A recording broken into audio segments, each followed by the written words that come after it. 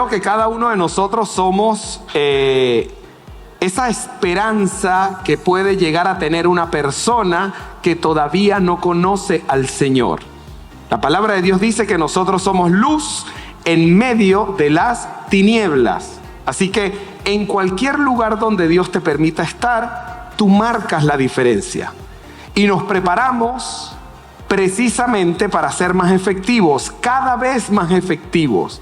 Qué bueno cuando una persona llega a los pies de Jesucristo y Dios te utilizó como una poderosa herramienta. Cuando tú sientes, reconocemos obviamente que la obra la hace solamente Él, pero que Dios te utilizó, que Dios utilizó tu testimonio, tu vida, para llegar al corazón o a la vida de otra persona. Eso es un honor.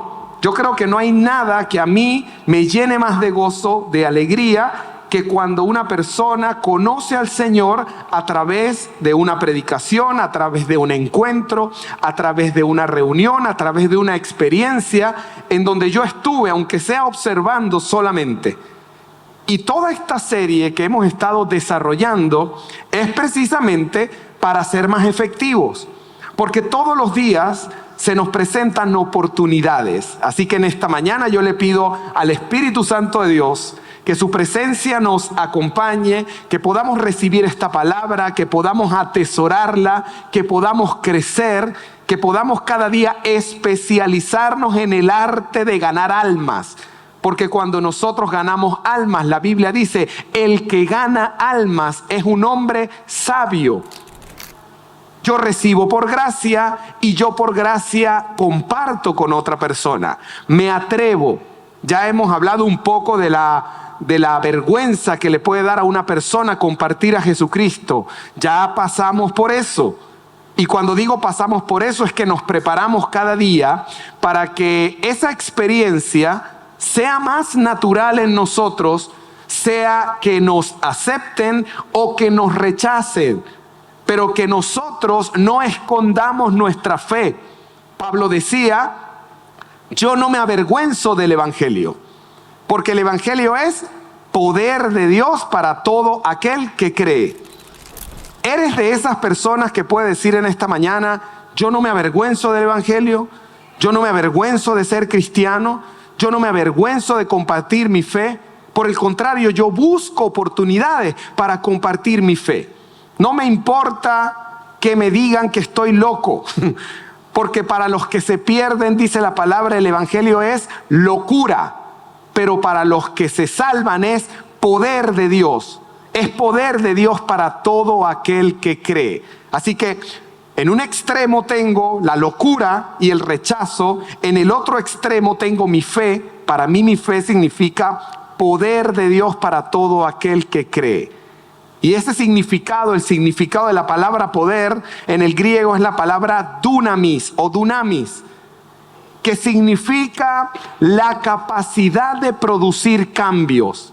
Es decir, Dios derrama poder en ti y en mí para que nosotros tengamos la capacidad de producir cambios en otra persona. ¡Qué poder! Qué hermoso lo que estamos diciendo en este momento. Así que nos estamos especializando para ser efectivos a la hora de compartir el mensaje, el mejor mensaje. Por eso esta serie se llama The Message o El Mensaje. Vamos a hablar un poco acerca de lo que es la apologética. ¿Cuántos han escuchado esa palabra? ¿Qué es la apologética? Yo sé que es una palabra extraña, pero la apologética es una defensa legal. Cuando hablamos de apologética, hablamos de una respuesta a un cargo formal, es defender tu fe. ¿Saben que la gente tiene en la calle muchísimos argumentos? Por ejemplo, un argumento que utiliza la gente es, ¿por qué si Dios es tan bueno, entonces qué? A ver, ¿por qué si Dios es tan bueno, entonces la gente dice, entonces qué? Porque hay tanta maldad. Porque hay tanta pobreza, porque hay tanta guerra. Si Dios es tan bueno, ¿por qué hay guerra? Mucha gente dice y argumenta ese tipo de cosas en la calle y a veces a uno lo dejan así como que, bueno, ¿y qué le digo? ¿Cómo puedo expresar? Bueno, la apologética es saber qué decir en momentos en donde hay personas que quieren cuestionar tu fe. De eso se trata la apologética. Es una defensa legal, es un intento de defender las Escrituras usando las Escrituras.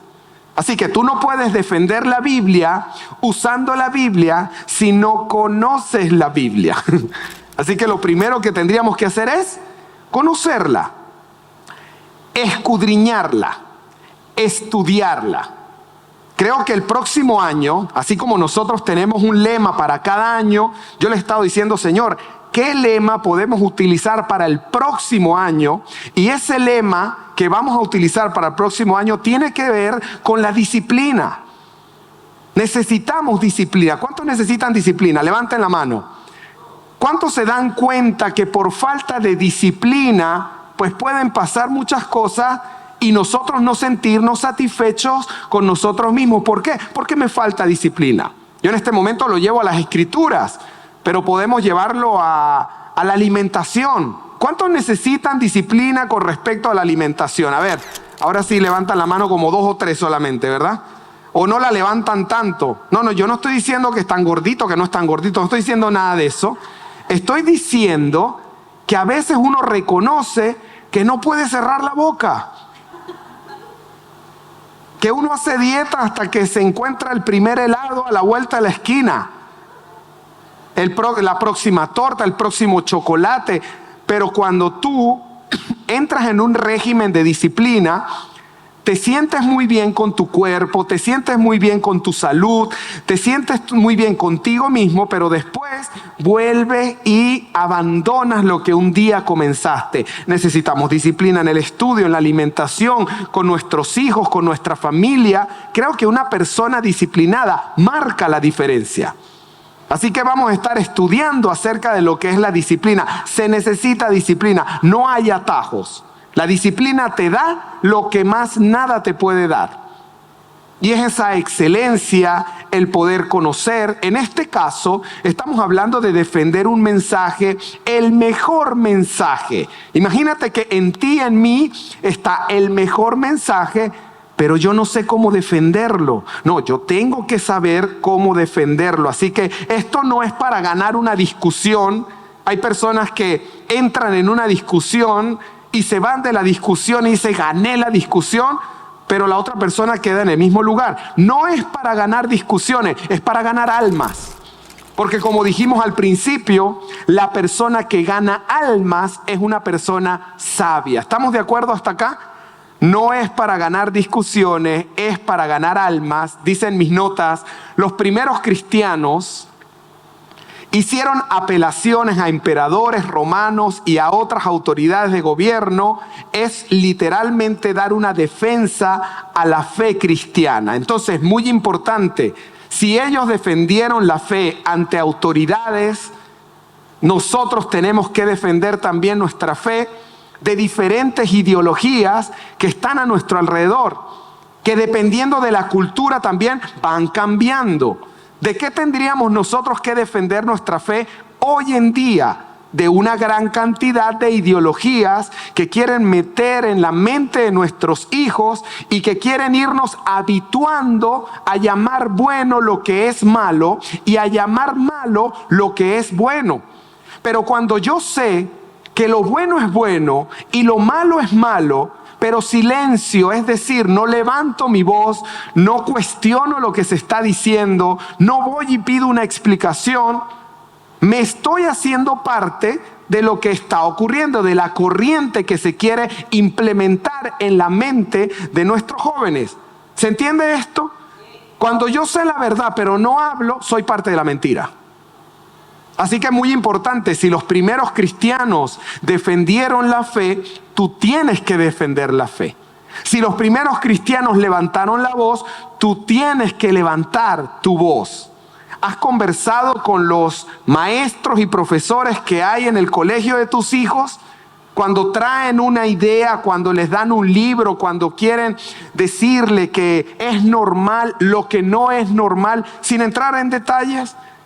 En ese momento, si tu hijo no levanta su voz, o tu hija no levanta su voz, tú tienes que levantar la voz para que ellos aprendan que ante ese tipo de situaciones se levanta la voz y uno se planta firme, a pesar de que uno va a tener vientos en contra, a pesar de que hay situaciones que se van a presentar, situaciones incómodas, situaciones en donde no vas a agradar a todo el mundo. Perfecto, la fe no es para agradar a todo el mundo. La fe es para plantarse firme, para entender la verdad. Jesucristo es el camino, la verdad y la vida. Dice Juan capítulo 17, verso 17, santificaos en la verdad, tu palabra es verdad. Así que muy importante, coloquemos acá un fundamento. ¿Crees que la palabra de Dios es una verdad absoluta? ¿O cuestionas la palabra de Dios? Porque si nosotros dudamos de que la palabra de Dios es la verdad absoluta, ¿cómo vas a defender algo en lo que tú no crees? No puedes defender algo en lo que tú no crees. Tú defiendes aquello en lo que crees, no defiendes lo que no crees. Entonces, si la palabra dice, tu palabra es verdad, bueno, yo tengo que entender que ahí yo encuentro la verdad. Todo lo demás es mentira. Yo puedo vivir en la mentira, me puedo habituar en la mentira, puedo ser ligero ante la mentira, pero yo sé que la verdad es la verdad. Tarde o temprano la verdad va a salir a la luz.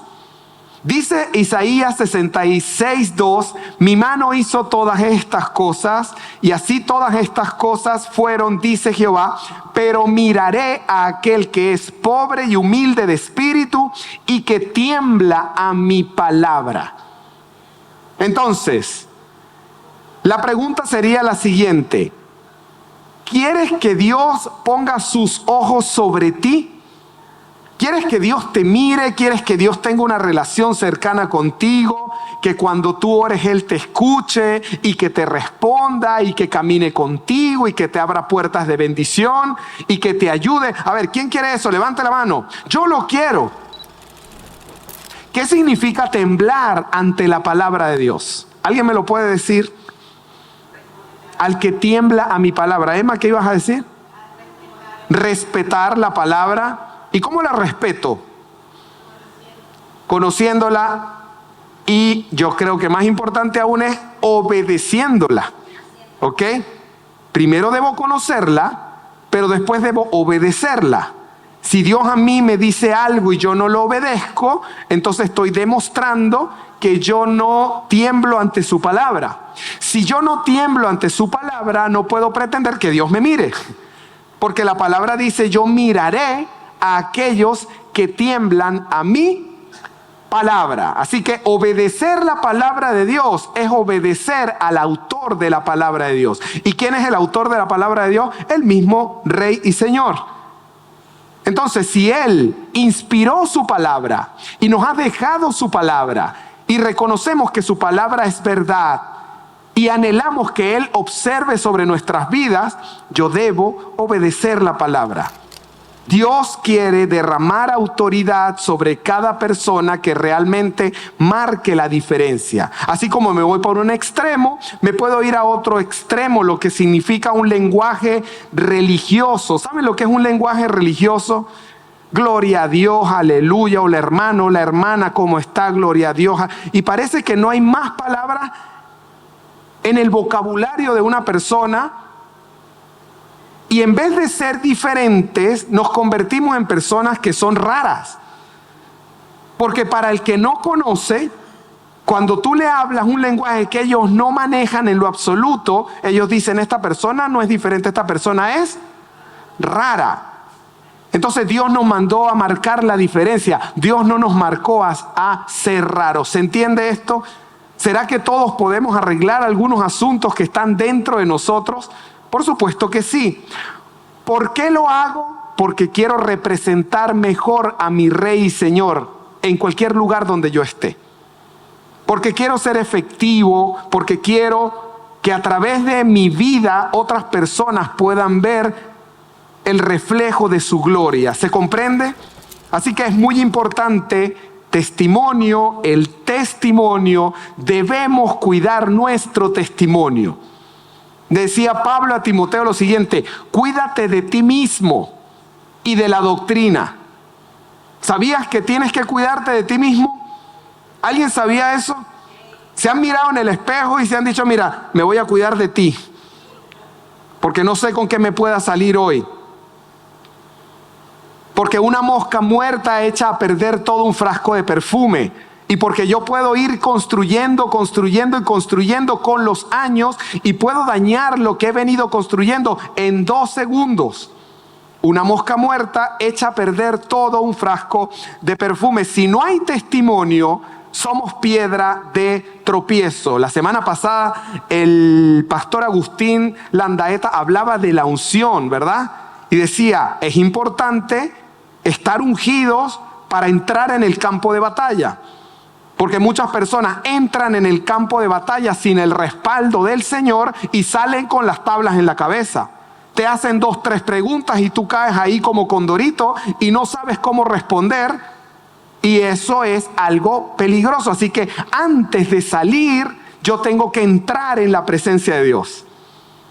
Antes de salir, yo tengo que consagrarme, buscar, indagar, estudiar, prepararme. No hay atajos para la preparación, y la preparación te da una confianza que más nada ni nadie te puede dar. ¿Estamos de acuerdo? Dice la palabra en 2 Corintios 10:5, derribando argumentos y toda altivez que se levanta contra el conocimiento de Dios y llevando cautivo todo pensamiento a la obediencia de Cristo. Así que debemos entender la vida de la siguiente manera: estamos en una guerra de argumentos, en una guerra de ideologías, en una guerra de corrientes, en una guerra en donde cada día quieren minimizar más el nombre de nuestro Señor Jesucristo, su palabra y sus principios. Y tú y yo somos soldados que defendemos y, como dice acá, derribamos argumentos y toda altivez que se levanta en contra del conocimiento de Dios. Hoy en día quieren hacer normal el matrimonio entre un hombre y un hombre, el matrimonio entre una mujer y una mujer, que puedan adoptar hijos, que puedan tener leyes, que puedan vivir como cualquier otra familia. Y nosotros estamos llamados a derribar esos argumentos. ¿Cómo los derribamos? Debo conocer la palabra de Dios. Debo saber responder: varón y hembra los creó el Señor. Debo hacerle saber a la gente que Dios aborrece ese tipo de comportamientos. Pero debo levantar mi voz, porque si yo no levanto mi voz, entonces, ¿sabes? Va pasando y va pasando y va pasando. Y tu ojo, lo peor de todo que les quiero decir, nuestro ojo se va habituando a decir: no, pero es que es normal. Ya eso es normal. ¿En qué tiempo estamos viviendo en donde todo eso es normal? Es que esa es la nueva forma de vivir. No, eso de nuevo no tiene nada. Porque cuando tú vas al Génesis y lees en Sodoma y en Gomorra cómo la gente vivía, te darás cuenta que eso de nuevo no tiene absolutamente nada. Y hubo juicio sobre Sodoma y hubo juicio sobre Gomorra, y hay juicio sobre toda persona que determina en su vida vivir en contra de los principios que están en la palabra de Dios. Eso está claro, no es nada nuevo. Tú y yo estamos autorizados a hacer esto por expreso mandato de Dios. No es solamente que si quieres hacerlo, es que Dios te manda a hacerlo.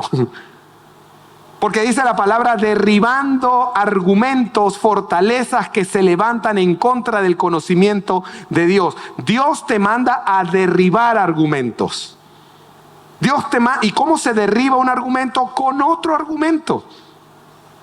¿Saben que me enseñaron en un momento un ejemplo en donde cómo le quitas ¿saben lo que es un pitbull, verdad? Un perro de esos bastante bravos. Imagínate que viene un pitbull caminando y tiene un hueso. Y tú dices: ¿cómo le quitas ese hueso de la boca a ese pitbull? ¿Alguien puede decirme cómo? Primero que todo, ¿quién se atreve? A ver, levante la mano los que se atreven. Tú ya sabes cómo quitárselo, por eso levantas tu mano. ¿Cómo se lo quita Robert? ¿Cómo se lo quita Isaías? Le ponen un filete de carne al lado, ¿verdad? Y él solito va a decir, a ver, este hueso no tiene carne, es un hueso. Pero si tú tratas de forcejear con él, te va a morder y no le vas a quitar el hueso. ¿Qué quiero decir? Un argumento menor se derriba con un argumento mayor. Y cuando tú puedes poner sobre la mesa un argumento mayor, la gente se siente atraída por un argumento mayor, porque los estás llevando más alto de donde ellos están. A ver, quiero citar un ejemplo del apóstol Pablo cuando él entró a una ciudad llamada Atenas. Esto está en el libro de los Hechos, capítulo 17. A partir del verso 16 dice la palabra: mientras Pablo los esperaba en Atenas, su espíritu se enardecía viendo la ciudad entregada a la idolatría. Por favor, pensemos en este versículo. Idolatría es todo aquello que ocupe el lugar de Dios en tu corazón. Cuando hay algo en tu corazón que ocupa el primer lugar, eso es idolatría. Puede ser una mujer, puede ser el trabajo, puede ser el carro, puede ser el deporte, puede ser cualquier cosa que ocupe el primer lugar en tu corazón que no sea Dios. Eso se llama idolatría. Porque Dios no comparte su gloria con nadie. Si tú puedes responder en este momento, el primer lugar en mi corazón lo tiene Dios, en ti no hay idolatría. Pero si el primer lugar en tu corazón lo ocupa cualquier otra cosa que no sea Dios, en ti hay idolatría. Pero ¿qué pasa a veces cuando tú estás en un lugar de antivalores? Aquí lo que Pablo dice era que su espíritu se enardecía viendo la ciudad entregada a la idolatría. Es decir, en Atenas sí, habían muchos dioses. Era un lugar donde habían muchos dioses. Pero a pesar de que su espíritu se enardecía, él reaccionó de una forma. Eso es lo que vamos a ver en esta mañana. Dice: así que discutía en la sinagoga con los judíos y piadosos, y en las plazas cada día con los que concurrían. Y algunos filósofos de los epicúreos y de los estoicos disputaban con él, y unos decían: ¿qué querrá decir este palabrero? Y otros: parece que es predicador de nuevos dioses, porque les predicaba el evangelio de Jesús y de la resurrección. Y tomándole, le trajeron al Areópago diciendo: ¿podremos saber qué es esta nueva enseñanza de que hablas? Pues traes a nuestros oídos cosas extrañas. Queremos pues saber qué quiere decir esto, porque todos los atenienses y los extranjeros residentes allí en ninguna otra cosa se interesaban, sino en decir y en oír algo nuevo. Entonces Pablo, puesto en pie en medio del Areópago, dijo: varones atenienses, en todo observo que sois muy religiosos, porque pasando y mirando vuestros santuarios, hallé también un altar en el cual estaba la inscripción: al Dios no conocido. Fíjense algo interesante. A pesar de que ese hombre le dolía lo que estaba ocurriendo en ese lugar, lo primero que trató de intentar hacer es encontrar un vínculo. ¿Saben lo que es un vínculo? Un vínculo es algo que une dos partes. Entonces él le dice: ustedes son religiosos, yo soy creyente. Yo observo que ustedes son muy religiosos. Por ejemplo, aquí está Henry, juega fútbol, a mí me gusta el fútbol y bueno, hemos salido 2 o 3 veces a jugar fútbol. Hay un vínculo entre él y yo. Tú tienes vínculo con otras personas de acuerdo a lo que tú haces.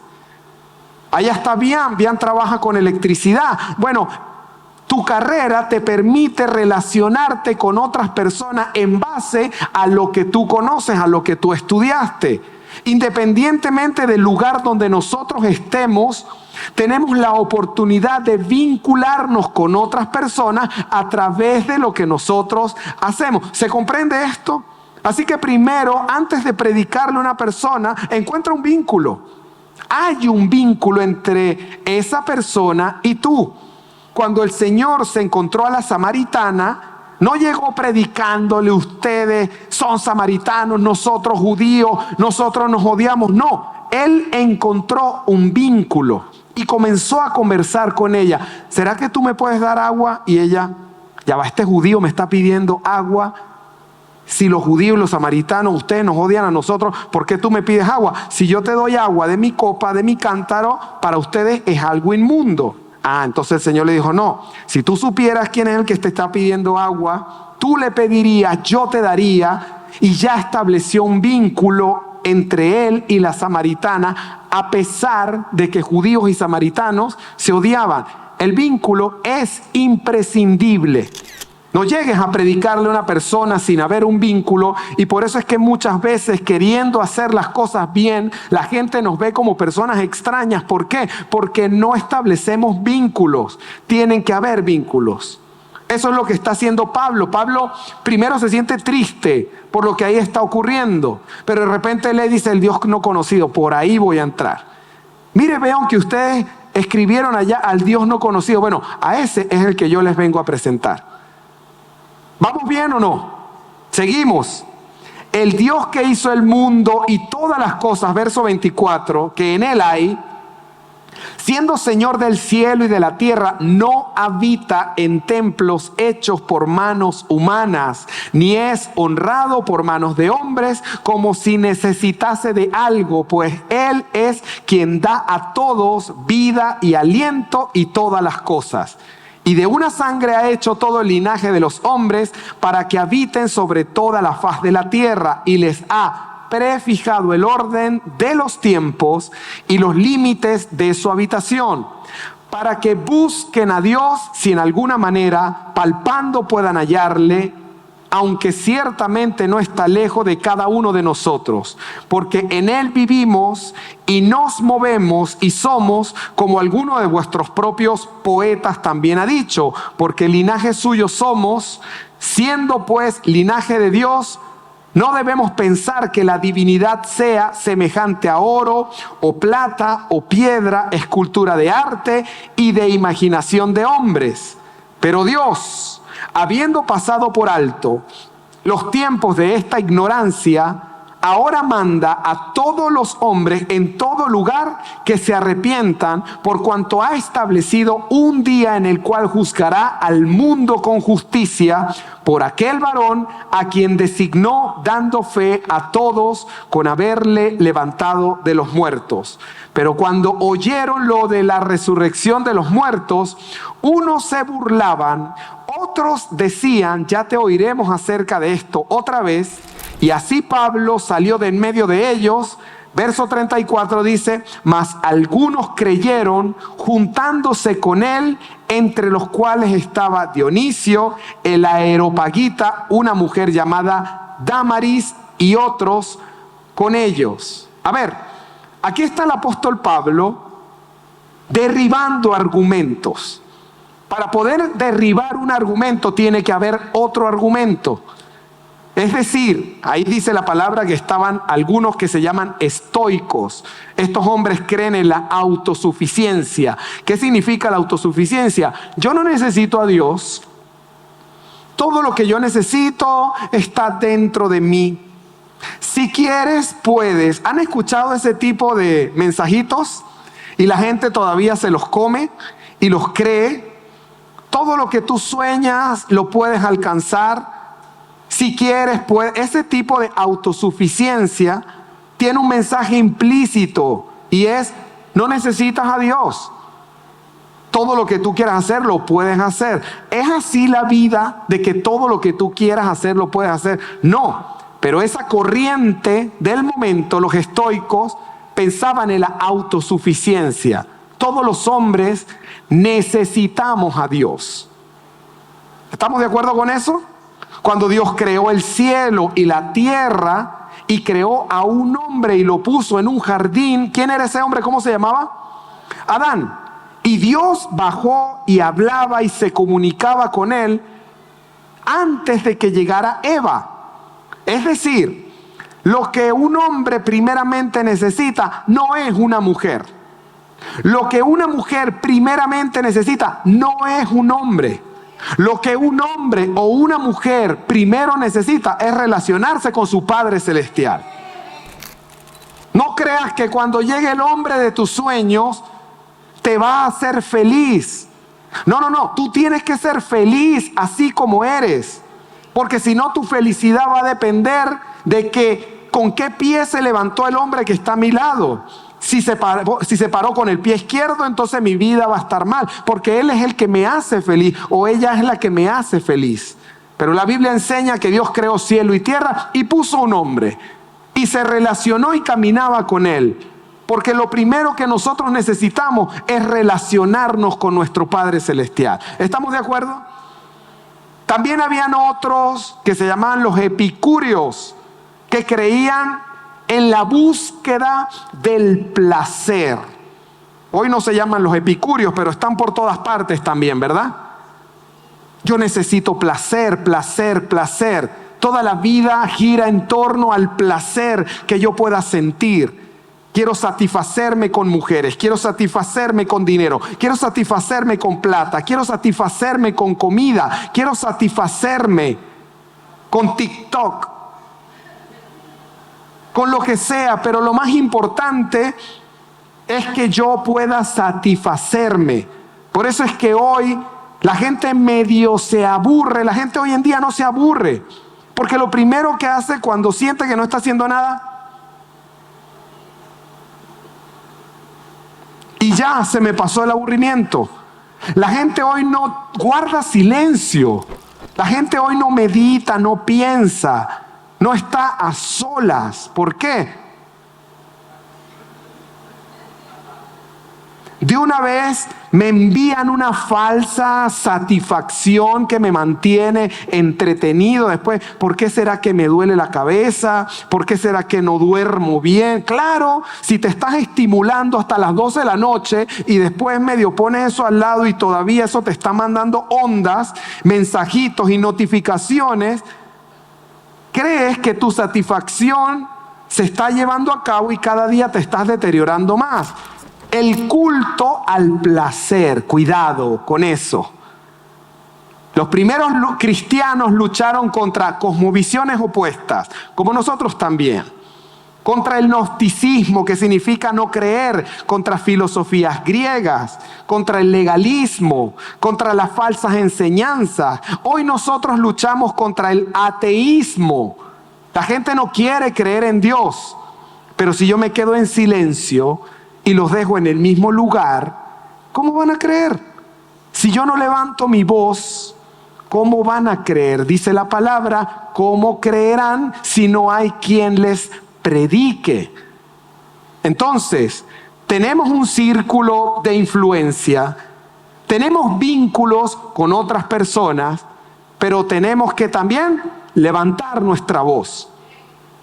Mientras no levantes tu voz, los vas a dejar en el mismo lugar. Y por esas personas, Dios te va a pedir cuentas. Luchamos contra la popularidad. Todo el mundo quiere ser popular. El evangelio no es popular. Atención. El evangelio no es popular, pero todo el mundo quiere ser popular. Así que si yo quiero ser popular, entonces tengo que tomar una decisión. Probablemente el evangelio no es lo mío, porque yo voy en pos a mi popularidad. No, el evangelio no es popular.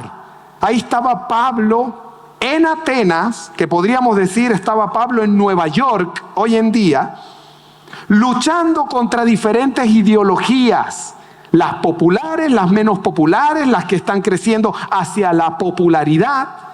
Y ellos siempre querían escuchar algo nuevo, porque sabes, lo nuevo es lo más cool.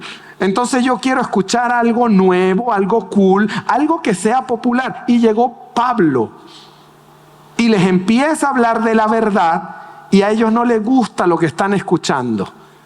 Y cuando escucharon lo de la resurrección, ya, esa fue la gota que derramó el vaso. Vete de aquí, no te queremos, te rechazamos, te insultamos, te sacamos. Pero dice la palabra de Dios más adelante, el último versículo, el 32, dice: pero cuando oyeron lo de la resurrección de los muertos, unos se burlaban y otros decían: ya te oiremos acerca de esto otra vez. Así que Pablo salió en medio de ellos. Pero el 34 dice: mas algunos creyeron, juntándose con él, entre los cuales estaba Dionisio el Areópagita, una mujer llamada Dámaris, y otros con ellos. A ver, de una población de 100 o de 1000, creyeron unos cuantos, 3, 4, 5 o 10, en el mejor de los casos. Pero esos 10 valían la vergüenza que tuvo que pasar, los insultos y el rechazo, porque él sabía por qué estaba él en ese lugar. Él no fue a Atenas a pasar vacaciones. Él sabe que en cualquier lugar donde esté es un representante del reino de los cielos. Él es un embajador. Y no estoy en contra de las vacaciones. Podemos ir a pasar vacaciones, podemos descansar. Pero un cristiano siempre tiene que estar preparado para presentar argumentos en contra de todo aquel que se levanta en contra del conocimiento de la palabra de Dios. De repente tú estás en una piscina o estás pasando tus vacaciones y tienes al lado una persona que necesita lo que tú tienes. Vas a decir: mira, estoy fuera de servicio en este momento. Estoy de vacaciones. No. Hay muchas veces que uno va a algo y ese algo se transforma en otra cosa. Y qué privilegio. No, yo fui para el cine y terminé predicando. No, yo fui a comer con una persona y resulta que la tía que yo no conocía aceptó a Jesucristo como Señor y Salvador. Porque se presentan oportunidades en donde la conversación se va hacia donde nosotros anhelamos que se tenga que ir. Y cuando se va hacia allá, tienes que levantar tu voz, inevitablemente. Porque mientras a ellos estaban pendientes del placer o de la autosuficiencia, Pablo estaba pendiente de ganar almas. Dice la Biblia: el que gana almas es un hombre sabio. ¿Estás ganando almas? ¿Sales de tu casa a trabajar con esa certeza y con esa convicción? Yo pregunto solamente, porque ese es el objetivo. ¿Cuál es el objetivo? Ganar la discusión para decir: no, yo sé más que tú. No, esa no es la discusión. Porque si yo gano esa batalla y la persona que tengo al frente se queda en el mismo lugar, no hice nada. No le presenté la solución. El objetivo es glorificar a Dios alcanzando al perdido. Quiero decirte algo. Si tú estás en este lugar, es porque un día alguien te predicó. ¿Te acuerdas de la persona que te predicó por primera vez? Puede alguien levantar la mano y decir: yo me acuerdo que la primera persona que me presentó el evangelio fue... A ver, ¿nadie se acuerda de eso? Levanten la mano. A ver, Yadira, ¿quién fue la primera persona que te presentó el evangelio? Tu prima, Tamara.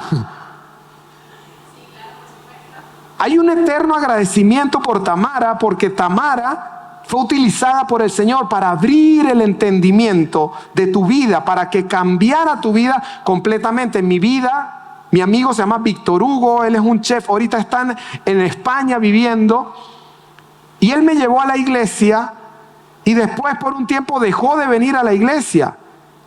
Y vaya a la iglesia o no vaya a la iglesia, yo amo a Víctor Hugo porque fue la herramienta que Dios utilizó para llevarme a la iglesia. Ahora, llevemos la conversación un poco más allá. ¿No te gustaría ser esa herramienta para la vida de otra persona? ¡Qué privilegio!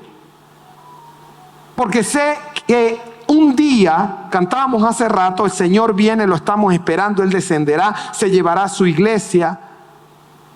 Yo me imagino que cuando venga Víctor Hugo entrando al cielo, el primero que voy a estar ahí yo aplaudiéndole, diciéndole: Víctor, gracias por lo que hiciste, soy yo. Estoy eternamente agradecido con Él porque gracias a que Él se atrevió, yo estoy aquí predicando la palabra y mi vida cambió completamente. Por eso me preparo, por eso quiero representarlo correctamente, Por eso soy meticuloso, donde coloco mis palabras, cómo las coloco, cada vez que me reúno con una persona, cada vez que sonrío, cada vez que abrazo. Creo que todo lo que yo haga representa el reino del cual yo vengo. Creo que todo lo que yo diga le puede cambiar la vida a otra persona. Soy un embajador, pero no yo. Tú eres un embajador. Tú eres una embajadora del reino de los cielos. Y como embajadores del reino de los cielos tenemos que guardar nuestro testimonio. Porque a veces nuestros hechos son más importantes que nuestras palabras. Qué terrible cuando una persona quiere predicar a Cristo y tiene una doble vida. Le confundes el entendimiento a alguien diciendo, yo no me quiero acercar a eso porque, a ver, tú me estás predicando al Dios y tienes 3 mujeres y tienes a tus hijos descuidados. Yo no quiero conocer a ese Dios. ¿De qué Dios me estás hablando?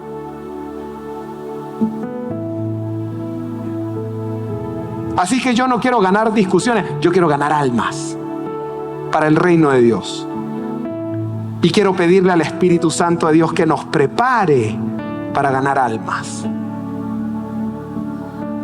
Para que cada vez que te sientes con alguien al frente, esa persona sienta la unción del Espíritu Santo que está en ti. Pero hasta el día de hoy probablemente tú no confías de que eso está en ti. Eso está en ti. Y mientras yo más me consagro, más poder de Dios podemos recibir y dar a otras personas. Porque para los que se pierden, dice la Biblia, el Evangelio es locura. Pero para los que se salvan es poder de Dios. Y poder de Dios significa, es la palabra dunamis en griego, que significa la capacidad para producir cambios. Es decir, dentro de ti está la capacidad de producir cambios para otras personas. No es tuyo, es algo que Dios deposita en ti. ¿Lo crees? ¿Realmente lo crees? ¿Crees que dentro de ti está la capacidad para cambiarle la vida a una persona? Bueno, déjame decirte algo. Sí, eso está en ti. Está en ti. Libéralo. Deja la pena, deja la vergüenza, porque si Pablo fue rechazado, lo avergonzaron, lo escupieron, lo patearon, a ti no te va a pasar porque tú tienes la cara bonita. No, eso es parte del proceso. Preocúpate si eso no está pasando. Porque si eso no está pasando, quiere decir que no estamos haciendo el trabajo. Si no te están rechazando, es porque no estás trabajando. Porque si estás trabajando, parte del proceso es que te rechace. Pero hay unos pocos, como aquí acabamos de leer, que creyeron. Una mujer y dieron su nombre. Es decir, no fueron muchos. Pero Pablo salió de ahí con una victoria. Porque estaba derribando argumentos. Estaba quitándole el hueso al pitbull con un pedazo de carne jugoso, rico y que era para vida eterna. Habían personas que decían, ya va, lo que dice ese hombre es real, se ve real, se siente real. Él lo está viviendo, él lo está predicando, él lo está testificando. Testificar significa, yo hablo desde la experiencia de lo que estoy viviendo. No estoy hablando un discurso aprendido, no. Estoy hablando con mis heridas.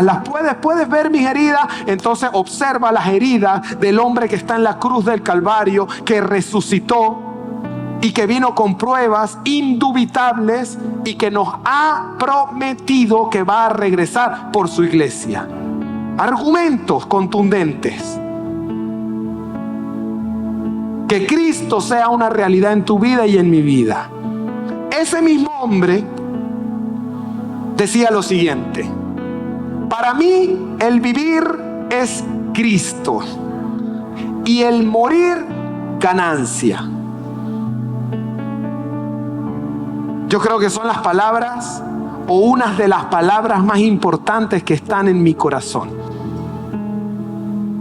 ¿Puedes abrazarlas?